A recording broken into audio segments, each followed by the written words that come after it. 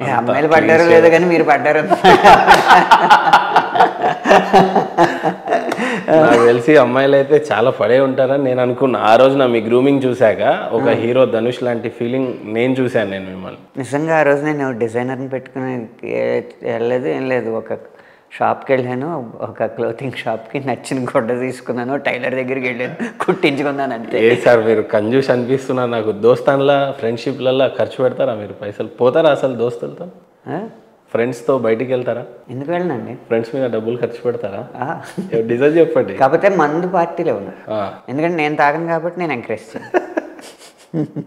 అంటే ఇప్పుడు నేను మీ దగ్గరకు వస్తే 150-200 బిర్యానీతో సరిపెట్టుకుంటారు. మీరు ఏదైనా తినండి, దాన్నే ఉంది. మందు తాగితే పోయిస్తారా? మందు తాగితే మీ ఫ్రెండ్స్కి పోయించారా? ఫ్రెండ్ అంటే ఏంటండి, స్నేహితుడు, హితం కోరుకునేవాడు.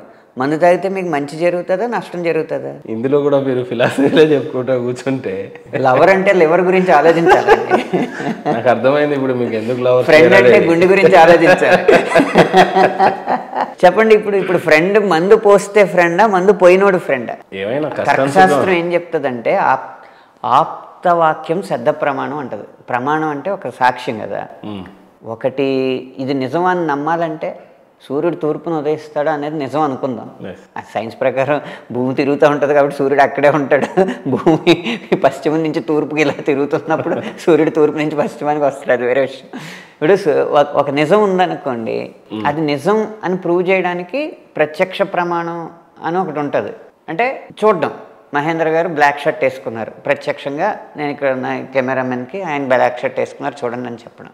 రెండోది ఒకటి అనుమాన ప్రమాణం ఉంటుంది. అనుమాన ప్రమాణం ఏంటంటే మహేంద్ర గారు వారాలు చేస్తారు అనుకున్నాం, ఆయన శనివారం శనిని ప్రసన్నం చేసుకోవడానికి బ్లాక్ డ్రెస్ వేసుకుంటారు, అలా బుధవారం పచ్చ డ్రెస్ వేసుకుంటారు అన్న సెంటిమెంట్లు ఉన్నాయనుకోండి, అది జగద్విదితం, లోకానికి తెలుసు అనుకోండి. ఇప్పుడు మహేంద్ర గారు నా ఎదురుగా లేరు, ఈయన అడిగారు మహేంద్ర గారు ఏ షర్ట్ వేసుకున్నారని. శనివారం కాబట్టి బ్లాక్ షర్ట్ వేసుకున్నారనే నా అనుమానం అంటారు. అది ప్రమాణం, అదొక ప్రమాణం అనమాట. అలా శబ్ద ప్రమాణం అని ఒకటి ఉంటుంది.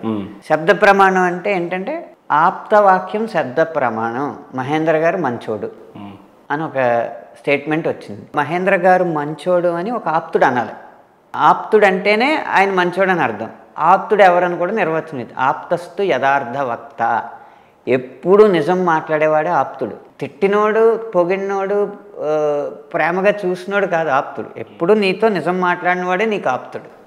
అలాగా స్నేహితుడు ఎప్పుడు మీ హితం కోరేవాడే.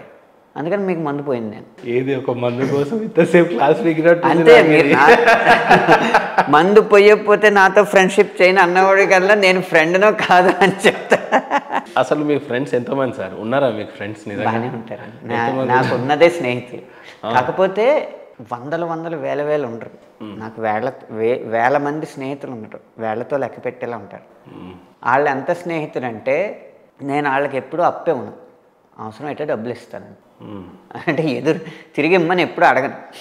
చాలా మంచి ఫ్రెండ్షిప్ అయితే.